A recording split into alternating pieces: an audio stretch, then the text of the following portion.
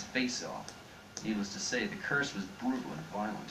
It became even more violent when it failed to kill the film producer Newfield in his transatlantic flight. During filming, he was staying at the Hilton in London when the hotel exploded. However, Satan had failed yet again to take Newfield's life. So, with help from the IRA, he blew up a London restaurant a few days later as Newfield was en route to it. Thwarted again by Hollywood producer. But perhaps the most ominous of the curse attacks occurred after the film was released on 6/6/76. John Richardson, the film's special effects consultant, was the mastermind behind the Omen's bloody death scenes. In the film, one of the most gruesome scenes involved a plate of glass beheading Keith Jennings, a photographer. After the film was released, Richardson went on to film A Bridge Too Far in Holland. On Friday the 13th, a week after The Omen had been released, Richardson and Liz Moore, his assistant, were victims of a head-on collision. Moore was decapitated by a wheeled vehicle, mirroring the Keith Jennings death scene. Richardson awoke from the tragic crash to find the kilometer marker Omen 666. The accident occurred at the 66 mile marker near Omen, Netherlands. Did the curse get any more terrifying? Number 7, the cursed musicians. Ever heard of the 27 Club? Det är något som är intressant här. Det att ni lämnar tillbaka min moppe. Refers to a league of musicians who've been cursed by the number 27. That is, det här är ändå som är intressant. untimely deaths at this ripe young age. Snälla, Who are the skaffa ett untimely liv. members of this club? Kurt Cobain, Janis Joplin, Jim Morrison, Jimi Hendrix, and Brian Jones, just to name a few. These musicians were generational voices, cultural icons, and defined what it means to be a rock star. Tydligen inget liv. Also drug addicts, each dying from drug-related deaths at the age of 27. Kurt Cobain had attempted suicide prior to his death at 27. He'd overdosed in Rome in 1994. His wife, Courtney Love, found him unconscious with a toxic mix of rohypnol and champagne in his belly. He was revived at a local hospital and returned to Seattle. After this incident, and Cobain had locked himself in a room with a gun. Love arranged an intervention with those Cobain loved in order to address his drug use. Cobain eventually agreed to enter into a detox program. In a short time, he climbed over a 6-foot fence to escape the rehab facility. He flew back to Seattle where on April 8th his body was found by an electrician. Cobain had shot himself in the face. He left a note addressing his imaginary friend Vada, declaring that he'd not felt the excitement of listening to, as well as creating music, along with really writing, for too many years now. His body was filled with diazepam and heroin, and had been there for days. The prominent list of club members continues, with Joplin overdosing on heroin, Morrison likely overdosing as well, and found dead in the bathtub, Hendrix being asphyxiated by his own vomit, and Jones drowning in a pool. But the list of curse victims doesn't end there. The club has initiated 41 members, with the first victim dating back to 1892, when Alexander Levy, a famed Brazilian musician, died mysteriously at the age of 27. The cause of death was undisclosed, but medical records show he had no prior illness. Further victims of the curse include ragtime musician Louis Chauvin, who died of neurosyphilitic sclerosis, the inventor of the blues, Robert Johnson, who is said to have sold his soul to the devil and in return was taken prematurely at 27, and more recently, Amy Winehouse, who died of alcohol poisoning after spending the night alone, allegedly watching YouTube videos of herself. The latest member to join the club is Zambian musician Lily Tembo. She passed away in September 2009 from gastritis and anemia.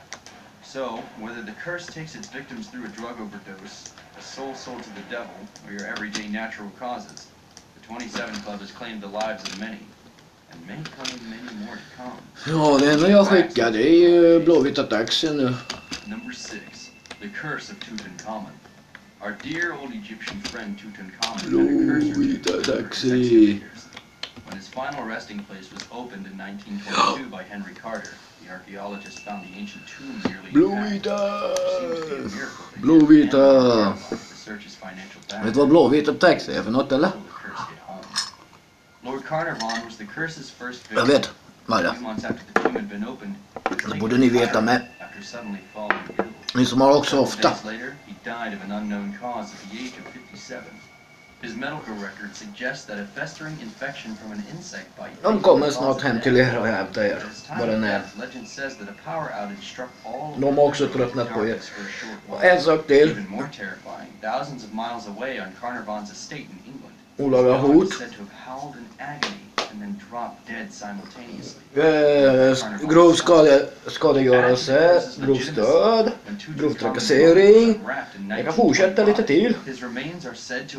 Falskt vittnesmål, falsk anmälan, ljuga på rätte och ljuga för polisen. Det är rakt av olagligt. Så att och sen är det grovt förtal. Jag kan fortsätta lite till. Anstiftat till försök till grov misshandel. Jag kan fortsätta lite till om det är så.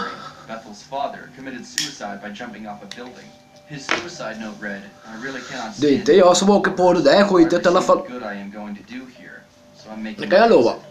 The curse is said to have taken the lives of more than 20 others who were somehow linked to the tomb's excavation. Also making their exits were Edgar Steele, the handler of the tomb's artifacts in the British Museum, and Sir Ernest Wallace Budge, who was also responsible for the museum's Department of Egyptian and Assyrian Antiquities. Nothing like an Egyptian curse to take down dozens of innocents. Number 5. The Hope Diamond. Dating back to 1642, the Hope Diamond has spelled out misfortune for many of its owners. The 25.60mm by 21.78mm by 12mm diamond is a whopping 45.52 carats, remarkable for its astounding beauty, clarity, color, and of course its size. Perhaps its cursed history claims it as its most wondrous detail. The blue-faceted ovoid diamond, set in a 16 white diamond pendant, has an infamous past. Legend has it that a stealthy thief named Tavernier stole the prominent jewel from its Indian origin. Nej, de försvinner lika fort som de kommer. Var kollar om jag är hemma eller inte. Det är redan sjukt. After Tavernier had sold the diamond, he traveled to Russia. Ja, jag min basebollträd. Where he was torn to shreds by wild dogs. A terrifyingly deadly way to go. The master jewel was later passed to King Louis XVI, who also met a horrifically violent Så jag har rätt att försvara mig. alongside his wife, Queen Marie Antoinette, for high treason. Jesus, vilken rättighet jag A number of har. other deaths have been associated with the diamond, including that of a Dutch jeweler who was tasked with recutting the diamond. The jeweler, Wilhelm Wahl, Tyvärr. was his son's victim in a murder-suicide. Greek merchant Simon von Charides Så är lagen. was also a previous owner of the Hope Diamond. With his wife Och lagen säger att du har inte rätt att fucka upp andras dörrar. Lagen säger att du har inte rätt att sno andras grejer. Du har inte rätt att hota folk. Ska jag fortsätta? För jag kan fortsätta. Eller minst 20... Jag kan minst förklara för er 100 saker man inte får göra. Eller 1000, 10 000 till och med. Göra.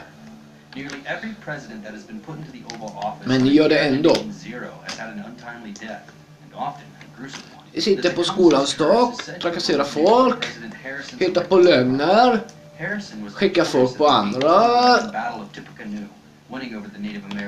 Jag kan fortsätta liksom...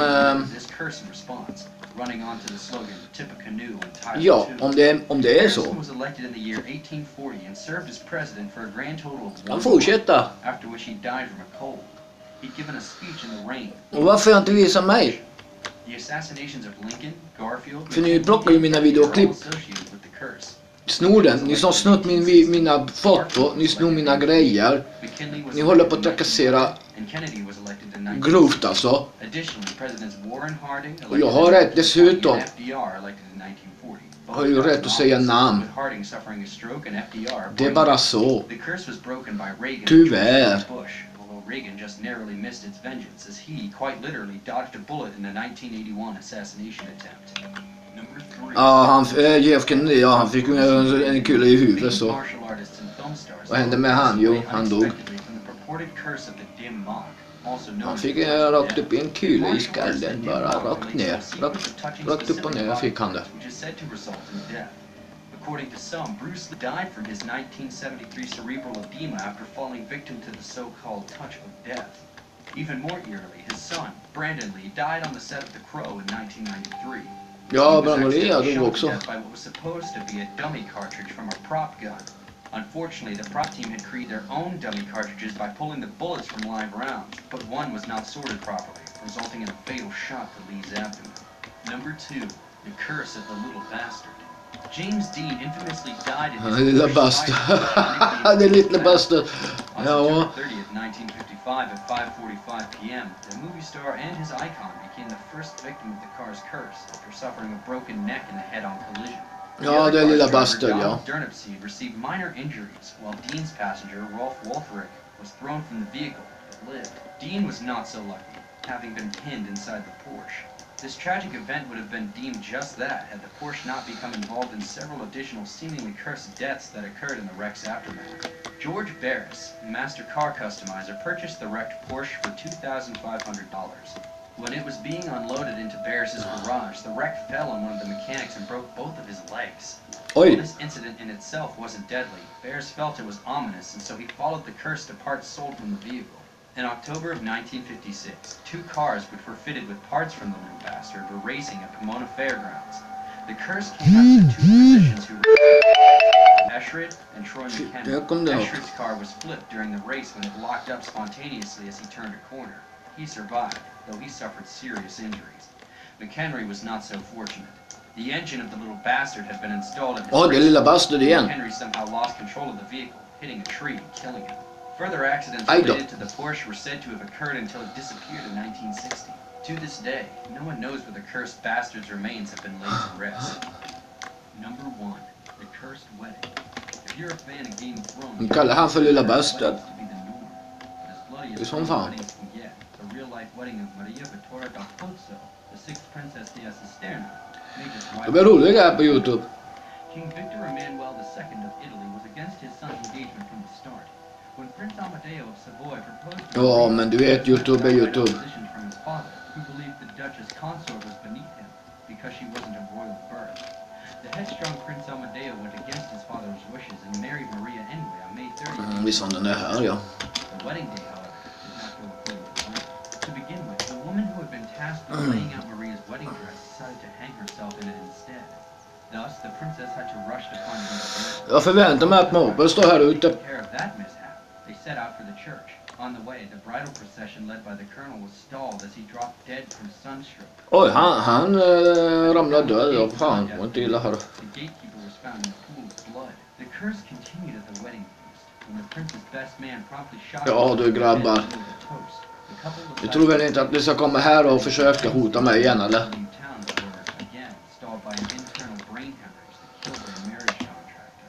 Shortly thereafter, the station master was stampeded to death after being pulled under the bridal carriage. Jag menar allvar. That's 6 dead and counting. King Victor, perhaps superstitious after all his death, decided to call the wedding party back to the safety of the palace. Dyker upp här utanför. Another of the wedding party. Jag går inte ens och kollar vem det är. Jag bara ringer ett samtal så kommer de.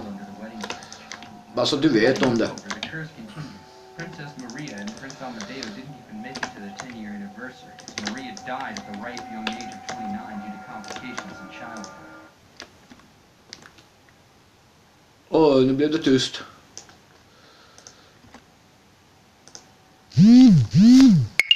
Oj, vad min mobil låter ibland.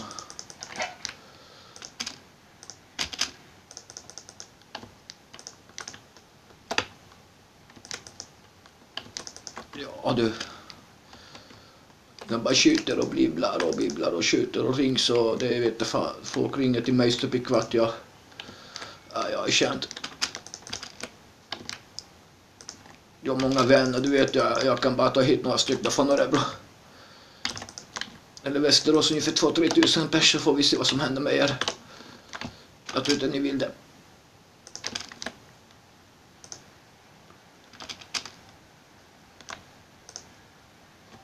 Ja. Jag kan ta hit en jävla massa folk från Örebro.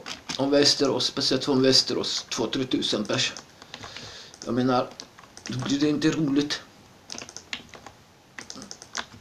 Nej, det horror movies inspelar bara reda på. Det här är häftigt att se sånt här. This 2012 horror film is based on a haunted dive-bug box. In real life, the infamous dive-bug box was a wine cabinet, which was allegedly haunted by an evil spirit. Nu kommer någon på dörren. Legend has it that the box belonged to a fella, a Holocaust survivor who had bought it prior to immigrating to America. Kevin Manis, who wrote a story about the incident, had bought the box from a helpless family in an estate certificate. Learning that it was a family heirloom, he wanted to return the box, but Bella's granddaughter said, "We don't want it," adding that a dye box haunted it. Inside the box, Manis discovered an odd array of items: 2 pennies from the 1920s, a wine goblet made of gold, a candle holder with 4 stems shaped like octopus legs, a single dried rosebud, a tiny statue with the word Shalom engraved in it, and 2 locks of hair, one blonde, one black, each found separately with cords. Och det är stora problem ni har. Så in i helvete. Bråkar ni med Fepers?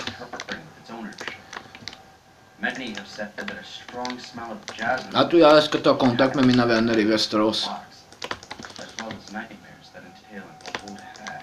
Över 2000 pers. Jag vet en kille och det är bra. Han är kompisar med Helsingers och... Eller med Bandidos.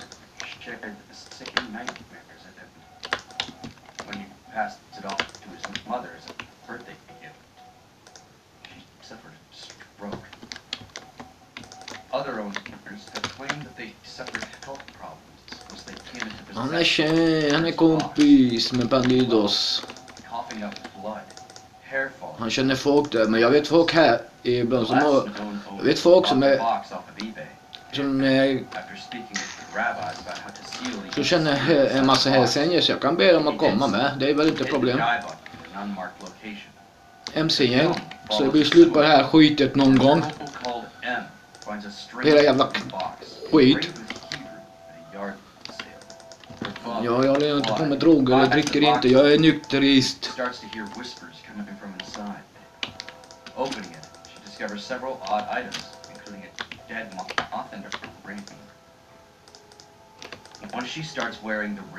Jag tatuerar inte 18-åringar.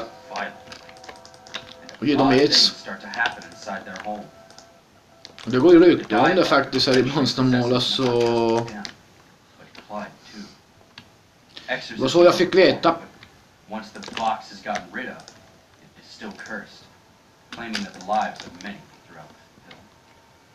Before we go any further, you enjoy scary movies? Let me know in the comments for this simple yes or no.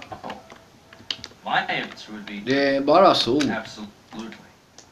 Nothing better than a little self-induced fear. If you feel generous, please leave a like. Jaha, ta det här. Number 14, Eaten Alive. Based on a real-life psychopath, Eaten Alive is inspired by crazy Joe Ball, an American serial killer who may have fed up to 20 women to alligators in the 1930s. Ball served in the front lines in World War I before beginning his bootlegging career. Once Prohibition ended, he continued his career in liquor by opening a saloon in Elmendorf, Texas. The sociable inn held a pond with 6 alligators. He charged extra from his customers to view the monsters during their feeding time. He allegedly fed the alligators, making them have some dogs. It didn't take long for Ball to start murdering area and adding them to the alligators' meals. Barmaids, ex-girlfriends, and even his wife. When the last went missing in 1938, sheriff's deputies came to interrogate him. Apparently, Ball knew that Jake was up and didn't want to rot in prison. So he'd shot himself with a handgun he'd stashed away in the saloon's cash register. Fy fan, han sköt sig själv i huvudet. Clifford Wheeler, Ball's handyman, led officers to the decomposing bodies of 2 of the victims, Minnie Gothard and Hazel Brown. Clifford had helped Ball try to dispose of them. Wheeler claimed that Ball had killed 20 or more women, all of whom he'd fed to the alligators. The alligator man is now a thing of Texas folklore. Makes you wonder what else lurks in them there swamps. Number 13, The Rite. Yet another exorcism movie. The Rite is based on the life of one of America's most famous exorcists, Father Gary Thomas.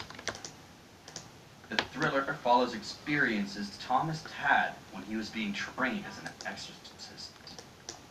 In the film, the son of a funeral home owner, Michael Kovac, helps to earn a free college degree by entering a seminary school and renouncing his vows once he received his diploma. After Michael is ordained as a deacon, he resigns, claiming his faith is lacking. However, a chain of events leads Michael, still dressed in his clerical clothes, to give out the last rites to a fatally injured cyclist on the street. Upon absolving the girl of her sins, Michael returns to the church after Father Matthew convinces him to become an exorcist. He didn't take much convincing, being that he was told that the resignation might lead to the church turning his scholarship into a $100,000 student loan. He is then sent to the Vatican for exorcism classes with Father Xavier. Michael soon finds himself alongside another senior exorcist, Father Lucas, in the home of a pregnant young girl named Rosaria, who was raped by her father, resulting in her being possessed by evil. The possession causes the girl to speak fluent English and cough up 3 nails. Eventually, Rosaria tries to drown herself, and while hospitalized, Father Lucas performs another exorcism upon her. However, that night, Rosaria dies from blood loss after a miscarriage. It seems that the evil didn't go far. Father Lucas begins showing signs of demonic possession. He himself knows that he is possessed, and asks Michael to find Father Xavier to perform an exorcism on him. Unable to contact him, Michael successfully performs the exorcism himself. This experience returns Michael's lost faith in him, and he stays with the priesthood. All of this based upon the real-life experiences of Father Gary Thomas. Number 12, the Zodiac Killer. Most people have heard of the Zodiac Killer. This infamous serial killer committed the murders of 3 men and 4 women. Ja, jävla fjollor. From December of 1968 to October